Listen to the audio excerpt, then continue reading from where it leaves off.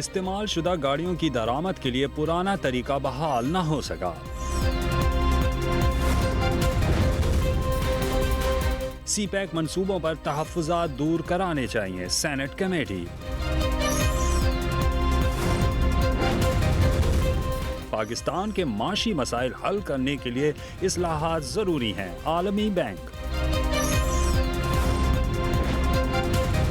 Grey list کی تلوار، کیا پاکستان اسٹاک مارکیٹ مشکل حالات سے نمٹنے کے لیے ہے تیار؟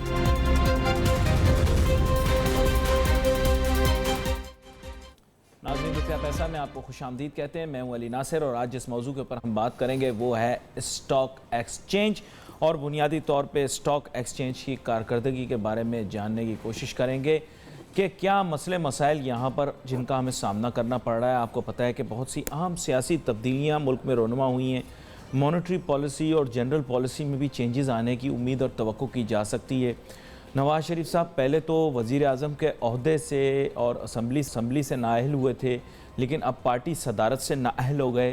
اب اس کے اثرات کیا مرتب ہوں گے پاکستان کی معیشت کے اوپر؟ اسٹاک ایکسچینج میں کنٹینیوٹی رہے گی یا نہیں؟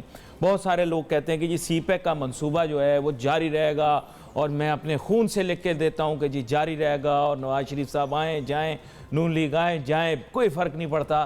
میرے خیال سے بھائی اس ملک کے اندر کوئی چھوٹی سی چیز بھی ہو جائے تو اس کا فرق ضرور پڑتا ہے، اور جو یہ کہتا ہے کہ نہیں پڑتا وہ غلط سوچتا ہوگا، لیکن ایسا میرا خیال ہے۔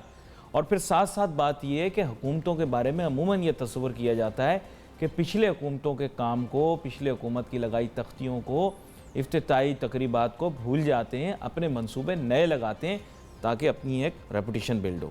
دوسری طرف ایف اے ٹی ایف کا معاملہ ہم ڈسکس کر رہے ہیں 2-3 دن سے، معاملہ گرم ہے، گورنمنٹ اس کو دبانا چاہ رہی ہے، عوام اس کو آگے آ کر سمجھنا چاہ رہی ہے کہ یہ معاملہ ہے کیا جو کہ چھپا دیا گیا، کبھی عمران خان کی شادی میں، کبھی وزیر اعظم کی نااہلی میں، وغیرہ وغیرہ معاملات میں۔ بھائی در حقیقت یہ کیا معاملہ ہے؟ یہ ٹیررسٹ فائنینسنگ ہو رہی ہے، نہیں ہو رہی ہے؟ منی لانڈرنگ ہو رہی ہے، نہیں ہو رہی؟ یہ اسٹیبلش فیکٹ ہے کہ پاکستان کی منی لانڈرنگ بہت ہوتی ہے، کوئی اس کے لیے مجھے کسی گواہ کی ضرورت نہیں ہے۔ میں دبئی جاتا ہوں، جس طرح کی رہائش کا میں نے سٹینڈرڈ دیکھا ہے پاکستانیوں کا، اور جس طرح عید کے اوپر میں دیکھتا ہوں، میرے خیال لگتا ہے ایسے بکرا گائے ذبح کر کے ڈائریکٹ دبئی پہنچتی ہیں۔ ساری آنٹیاں دبئی مال میں شاپنگ کرتی ہوئی پائی جاتی ہیں، جو کہ کراچی کی ہائی کلاس سے بلانگ کرتے ہیں، اور سارے انکل وہاں پر ارد گرد گھومتے ہوئے ان کے پیچھے پیچھے دکھائی دیتے ہیں جب وہ مارکیٹ میں گھوم رہے ہوتے ہیں۔ تو مجھے پتہ ہے بھائی، مجھ سے مت چھپاؤ کہ جی نہیں ہوتی، ہوتی ہے، ایسے ہی نہیں گیا دبئی کا پیسہ، دبئی میں پیسہ پاکستان کا۔ اچھا، یہاں پر ہمارے ساتھ بہت ہی اہم مہمان شامل گفتگو ہیں، تعارف کراتے چلوں۔ حاجی غنی عثمان صاحب، جو کسی تعارف کے محتاج نہیں ہیں، کیونکہ بنیادی طور پہ اسٹاک ایکسچینج کی ایک بڑی معروف شخصیت ہے۔ ویلکم کروں گا آپ کو شو میں۔ تھینک یو ویری مچ سر، آج کل تو بہت سارے معاملات کا چرچا ہے، گورنمنٹ ان ٹربل، لیکن آپ کہتے ہیں نہیں۔ آپ پروگرام سے پہلے مجھے کہہ رہے تھے کہ اگر جمہوریت کا تسلسل رہے تو مارکیٹ پہ اثر نہیں ہوگا، تو do you stand by it? دیکھیے، جیسے ابھی آپ نے کہا، آپ نے اپنے ابھی اس میں کہا نا باتیں جو بتائی کہ کیا ہو رہا ہے کیا نہیں ہو رہا۔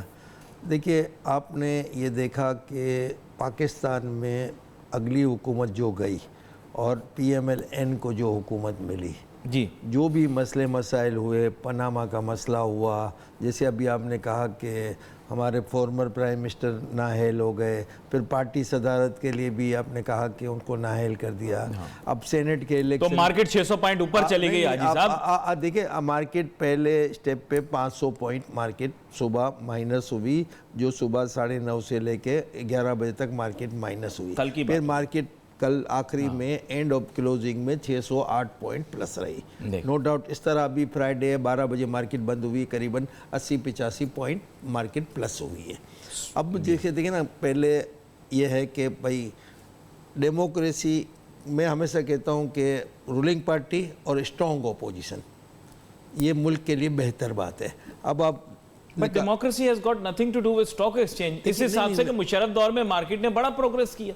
دیکھیے، مشرف کے دور میں مارکیٹ نے پروگریس کیا۔ ابھی بھی آپ مارکیٹ میں یہ دیکھیں کہ لوگ کہتے ہیں کہ دنیا سے پاکستانی اسٹاک ایکسچینج سستی ہے، دنیا سے آپ دیکھیں کہ سر آپ لوگ کہتے ہیں، دنیا نہیں، آپ لوگ کہتے ہیں۔ اب آپ دیکھیں کہ कल इंटरनेशनल आपने देखा कि वॉच लिस्ट में हमारा नाम आना है, ये आना है, कल इंटरनेशनल लोगों ने बाय किया है। बच गए हम। नहीं बाय किया ना। हाँ। आपने अब जो भी है आपका वो तो अब तो रिपोर्ट शाम को पता चल जाता है ना कि कॉर्पोरेट ने कितना बेचा या इंडिविजुअल ने कितना लिया या कितना बेचा या इंटरनेशनल इन्वेस्टरों ने क्या किया।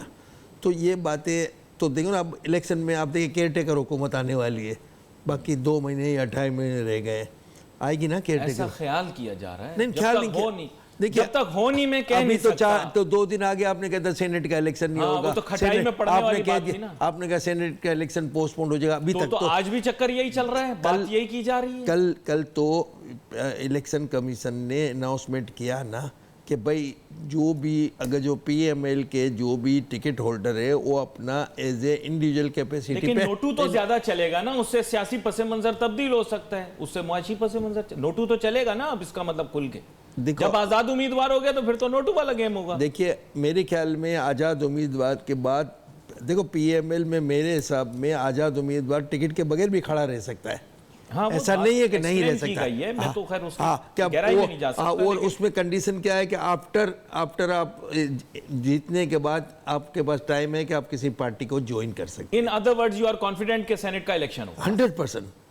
तो यानी कंटिन्यूटी रहेगी, कंटिन्यूटी रहेगी, केयर टेकर हुकूमत भी आएगी इंशाल्लाह। 2-4 महीने 6 महीने में हमारे मुल्क में इलेक्शन भी होगा। जो पार्टी नो डाउट कि जो पार्टी विन करेगी उसकी हुकूमत बननी चाहिए।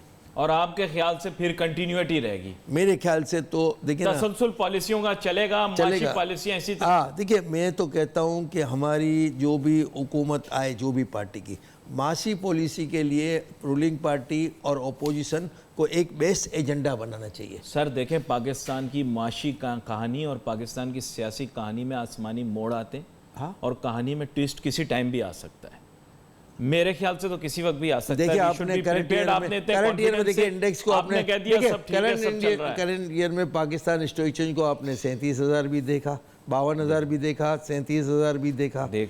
और 37,000 के बाद आज 43,000 देख रहे हैं। सर मैंने 2008 में पथराव भी देखा। 2009 में पथराव देखो 2009 में नहीं 2008 में आपने देखा कि हम इंटरनेशनली आपने देखा कि all equity market internationally down हुई, मगर हमारा 2-3 महीने डिले के बाद हमारे यहाँ पे आया। और उसमें सबसे बड़ी एक गलती पाकिस्तान स्टॉक एक्सचेंज की क्या हुई कि हमने मार्केट को 100 दिन के लिए बंद कर दिया। ये हमारी सबसे बड़ी पाकिस्तान स्टॉक एक्सचेंज की मिस्टेक थी। इसी वजह से वो मार्केट 9,000 पे आ गई। इसी वजह से वो मैंने आपकी मार्केट के अंदर 2 महीने पिन ड्रॉप साइलेंस थी, नहीं बंद हो गई 100 दिन पर आवाज नहीं आती थी। आवाज कहां से आएगी? पर पिन ड्रॉप साइलेंस देखिए, आपको ये कौन सी अच्छी चीज है? अली आपको बताऊं कि 100 डे में एक्सेप्ट करता हूं ना कि हमारी सबसे बड़ी गलती हुई कि हमने मार्केट को 100 दिन के लिए बंद किया और इसके बाद फ्लोर लगाया। हाँ फ्लोर तो लगे हुए थे, 5% का फ्लोर तो अभी भी है, वही है सिस्टम। देखिए ना मार्केट बंद होने से क्या हुआ कि अगर जिसको अपनी इक्विटी बेचनी थी वो बेच नहीं सके और बहुत ही डाउन प्राइस हो गए। फिर ऑफ मार्केट कितना काम हुआ? ऑफ मार्केट कितना काम हुआ? हमारे 15 से 18 मेंबर समझ लो कि उसी दौर में डिफॉल्ट हुए, जिनके आज भी अभी तक वही डिफॉल्ट के केस चल रहे हैं। डिफॉल्ट से कुछ याद आया कि एक एस सिक्योरिटीज होती थी। है बिल्कुल थी, होती थी। और उसके अंदर जनाब आपको पता है कि एक पाकिस्तान की बड़ा मारूफ तालीमी इदारा है, उसके प्रोफेसर भी जो थे वो उसके चेयरमैन थे। अब कुछ नहीं कहूँगा, दुनिया से चले गए, अल्लाह बेहतरी करे, अब वो अपना दिफा नहीं कर सकते, लेकिन उसके जो इफेक्टिव्स हैं उनका क्या होगा भाई? देखिए हमारे जो उस कंपनी के जो चेयरमैन थे वो उसे हम प्रोफेसर कहते थे। हाँ प्रोफेसर ही थे ना, थे भी प्रोफेसर थे भी प्रोफेसर माशाल्लाह, बहुत ही मीडिया पे भी उन्होंने वो प्रोफेसर ने अपने 2 बेटों के साथ मिलके एस सिक्योरिटी एक ब्रोकरेज हाउस बनाया। माशाल्लाह एस सिक्योरिटी ब्रोकरेज हाउस बहुत ही अच्छा चल रहा था। और 2008 की जो क्राइसिस आई उसमें उन्होंने 2008 में मैंने कहा ना कि हमारे 15 मेंबर तकलीफ़ में आए, उसमें अंदरूनी ये एस वाले भी तकलीफ़ में थे। वो जाके उसको कंट्रोल करने की मुसलसल कोशिश कर रहे थे, मगर 2013 में वो डिफ़ॉल्ट हो गए।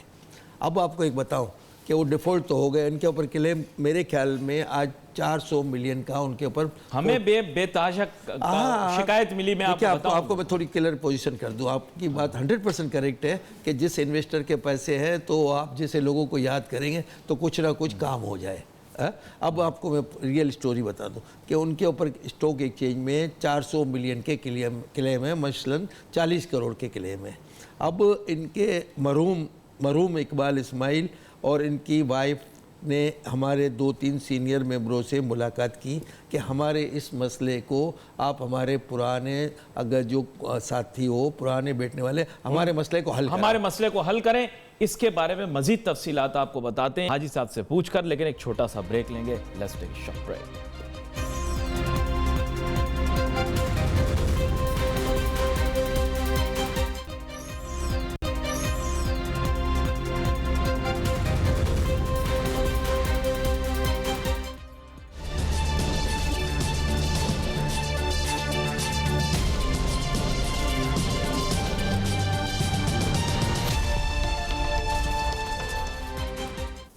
नाज़रीन, वेलकम बैक आफ्टर ब्रेक। बात कर रहे हैं हम स्टॉक एक्सचेंज के मुतालिक, और बहुत सारे ऐसे लोग हैं जो कि मुतासिर हुए जब जो हैं लोग जो हैं क्राइसिस में आ जाते हैं। स्टॉक एक्सचेंज के स्टेक होल्डर्स होते हैं, मैं कहूँगा ट्रैक होल्डर्स होते हैं, या अब जो उनको ट्रैक होल्डर कहते हैं, पहले ब्रोकर मेंबर कहा करते थे। तो अगर उनकी डिफ़ॉल्ट हो जाए या कोई मसला हो जाए तो बेचारा इन्वेस्टर फंस जाता है। और इसी तरह का एक मामला था एस सिक्योरिटीज़ का। तो प्रोग्राम से पहले भी, ब्रेक के दौरान भी हम डिस्कस कर रहे थे। मेरे साथ मेरे फाजिल मेहमान मौजूद हैं, जनाब हाजी गनी उस्मान साहब, मारूफ शख्सियत हैं, स्टॉक मार्केट के किसी तारुफ के मोहताज नहीं हैं। तो ये मुझे बता रहे थे कि उस इशू को रिजॉल्व करने के लिए आपने बताया 400 मिलियन 40 करोड़ का क्लेम है। और उसने उनके जो एक उस वक्त मरहूम इकबाल साहब जिंदे थे, कोई 2-3 महीने आगे की बात है, ये और इनकी बेगम साहब ने हम 2-3 सीनियर मेंबरों से मुलाकात की थी और उन्होंने हमें रिक्वेस्ट की कि ये मसले को हमारे को हल कराए।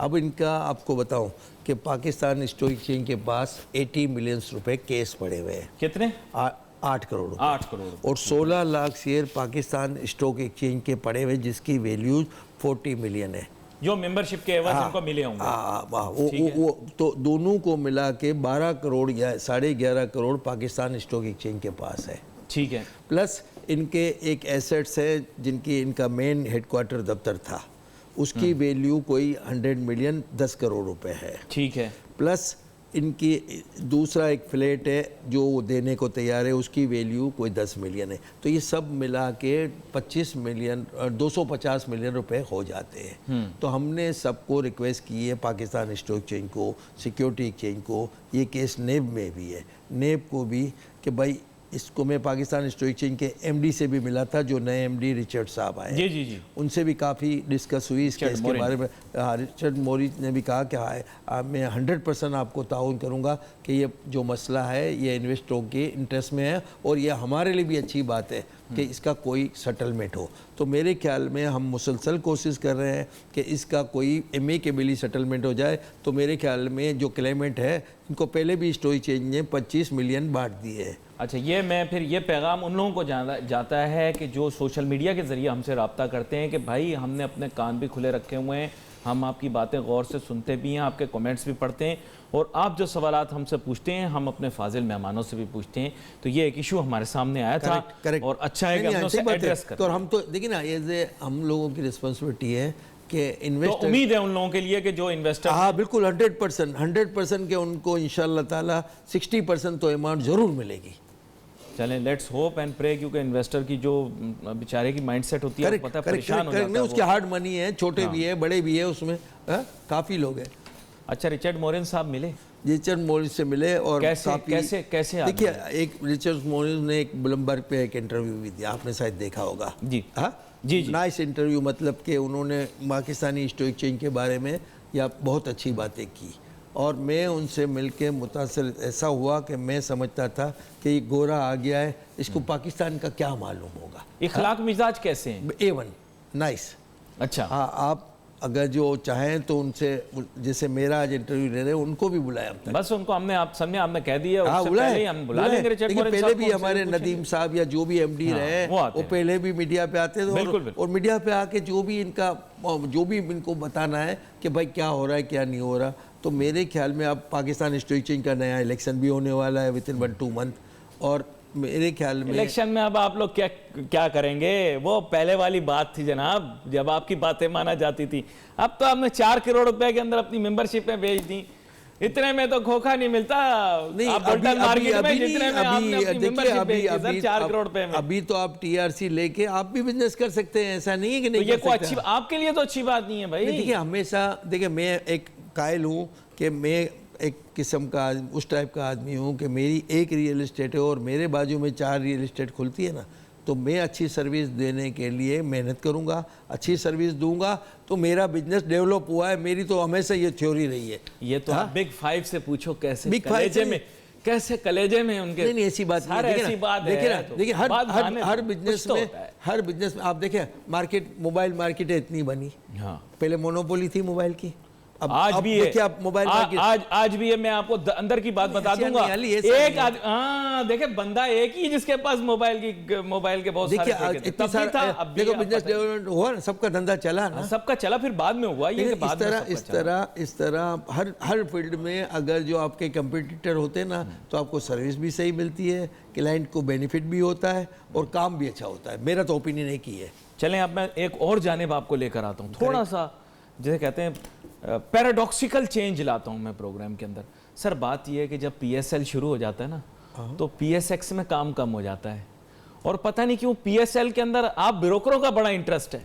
ये क्या बात है? टीमें आ रही हैं जा रही हैं, आप उनकी मेहमान नवाजी कर रहे हैं, आप मेजबान बने हुए। पीएसएक्स और पीएसएल का आपस में क्या रिश्ता है? मैं आपको बताऊं, देखिए पाकिस्तान में इंटरनेशनल क्रिकेट कभी कम हो रही थी, और आप देखिए कि जब से ये नजम सेठी साहब मुसलसल कोशिश कर रहे हैं कि इंटरनेशनल प्लेयर पाकिस्तान आए और पाकिस्तान में आके मैच खेले। ये बहुत अच्छी बात है। अब ये लेकिन आप लोगों का क्या इंडस्ट्री में है, वो क्यों नहीं जाते? मैं आपको बताऊं कि पहले ये देखेंगे तो माने ना क्या, लाहौर में और कराची में फाइनल मैच कराची में होगा 25 मार्च या 23 मार्च को। कब फाइनल मैच होगा? अब जैसे अभी आपने कहा कि क्रिकेट, देखिए क्रिकेट का एक जुनून है पाकिस्तानियों को।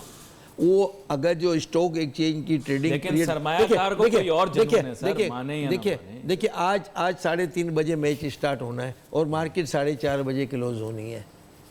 आज 3:30 बजे तो आप रिश्ता जोड़ रहे हैं। तो मैं आपको बताऊं ना कि वो जो 4 बजे 3:30 से 4:30 बजे लोगों का क्रेज क्रिकेट की साइड पे जाता है, इस वजह से मार्केट में ट्रेडिंग। अच्छा मैं एक सवाल आपसे पूछूं? पूछे। मुझे मैं कहूँगा कि इस मुल्क की बड़ी जो है सीनियर ब्यूरोक्रेट ने मुझे बोला कि जिस दिन पाकिस्तान क्रिकेट मैच जीतता है तब का जो कराची स्टॉक एक्सचेंज था वो बेहतर परफॉर्म करता है। उन्होंने कहा मैं आपको रिलेशनशिप दिखा देता हूँ कि जिस दिन पाकिस्तान क्रिकेट मैच जीता है उस दिन स्टॉक एक्सचेंज ने अच्छा परफॉर्म किया। मैंने कहा मेरा जहन मानने को तैयार नहीं, लेकिन हाजी साहब से पूछता हूं। खुशी होती है अली, एक इंसान, हमारी कंट्री जीतती है, खुशी ये बात होती है, इन्वेस्टर का और कॉन्फिडेंस हो रहा है कि हमारा मुल्क आगे बढ़ रहा है। नहीं लेकिन ये बात सही है कि जिस दिन मेरे मैच जीतता था, आपको याद होगा ना तारीख? याद है। देखिए आपको बताऊं, अभी देखो 25 मार्च को मैच होने वाला है ना, लोगों को कराची के फाइनल मैच के अभी से इंटरेस्ट है कि कब टिकट मिलेगी। लोग टिकट के लिए अभी से दौड़ रहे हैं। देखें ये तो बड़ी अच्छी आपने बात की, हमारे अंदर भी जज्बा पैदा हुआ, लेकिन मुझे ऐसे लगता है जैसे पीएसएल के अंदर लोगों का और भी कोई इंटरेस्ट है। नहीं अभी आप कमर्शियल इंटरेस्ट होना, ब्रांडिंग होना, एडवर्टाइजिंग अच्छा है। देखिए पीएलएसए का होम ग्राउंड अभी हमने जो कराची किंग्स का होम ग्राउंड नया नाज़िमाबाद है। बस एक छोटे से ब्रेक पर जाना है, ब्रेक के बाद वापस आते हैं, अपनी गुफ्तगू जारी रखते हैं और ये पीएसएल और पीएसएक्स के रिश्ते के बारे में बात करते हैं। Let's take a short break.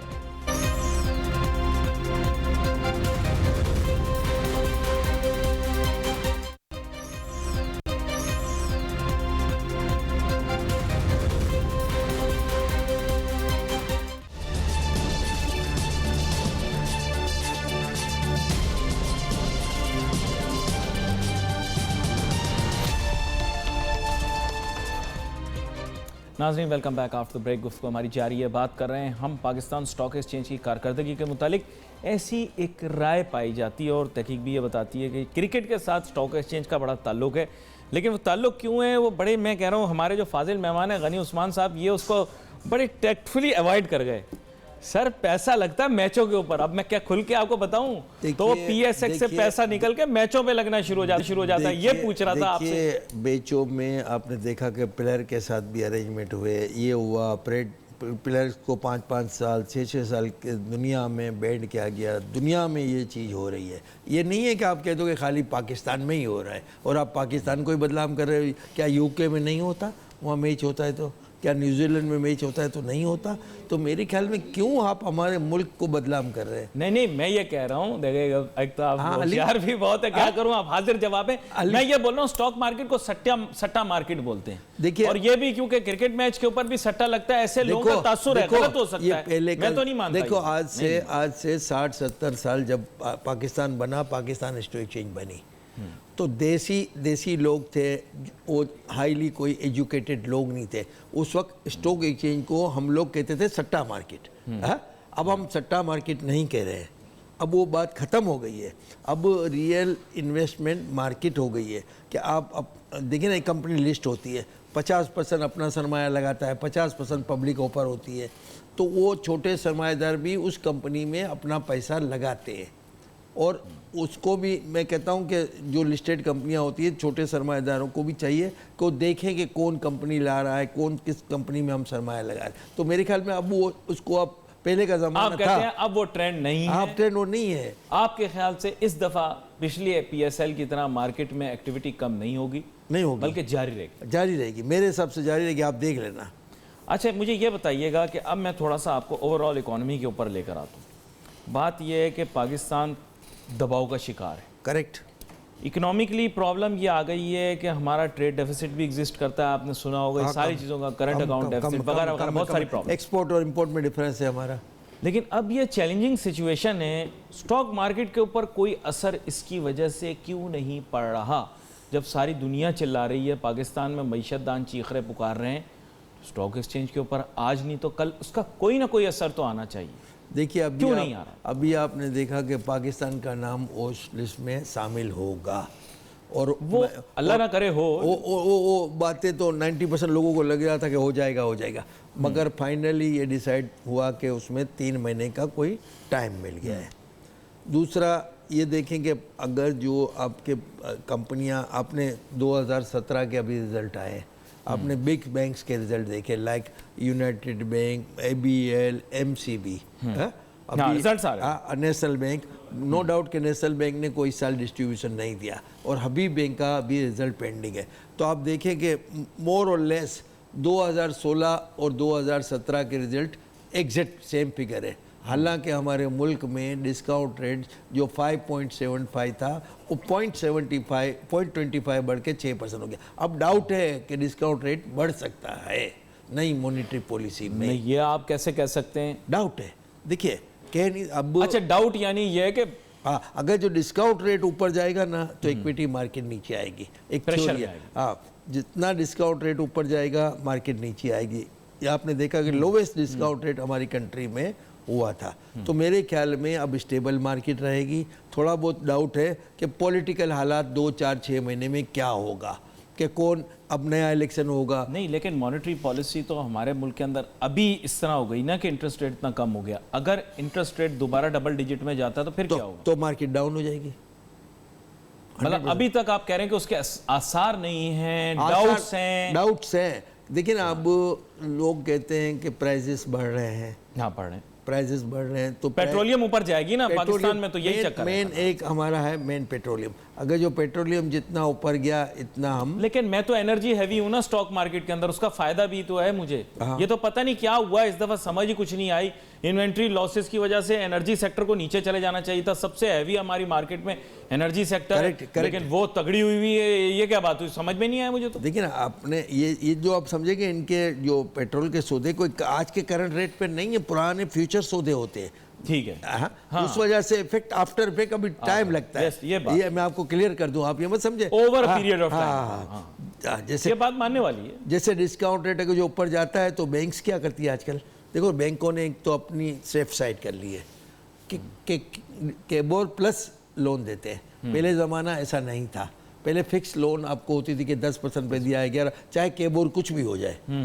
अब बैंकों ने क्या किया है कि अपना पॉलिसी बना ली है कि केबोर प्लस पे ही वो अपना लोन दे रहे देता कि बढ़ेगा तो आपका बढ़ जाएगा, घटेगा तो आपका इंटरेस्ट। ये भी बड़ा कॉम्प्लिकेटेड फिनोमिना होता था, आपको याद होगा, वेरिएबल एंड फिक्स्ड रेट तो का होता था। उसमें सपोज कीजिए कि अगर जो 16% हुआ और डिस्काउंट रेट बहुत नीचे चला गया, या पहले पीआईबी में भी बैंक बहुत पैसे कमाती थी, ट्रेजरी में भी पैसे कमाते थे, लेकिन अब कुछ अरसे से चेंजेस आए। और दूसरा मुल्क में ये भी हो गया। मेरी ख्वाहिश तो ये थी आपसे गुफ्तगू जारी रहती, लेकिन आप खुद भी इस चीज़ से वाकिफ़ हैं, वक्त की किल्लत जो है अमूमन टिशनगी सी एक रह जाती है गुफ्तगू के अंदर, लेकिन कोशिश करेंगे मुस्तकबिल में आपको दोबारा से मदऊ करें। आपका बहुत बहुत शुक्रिया, आप शो में तशरीफ लाए।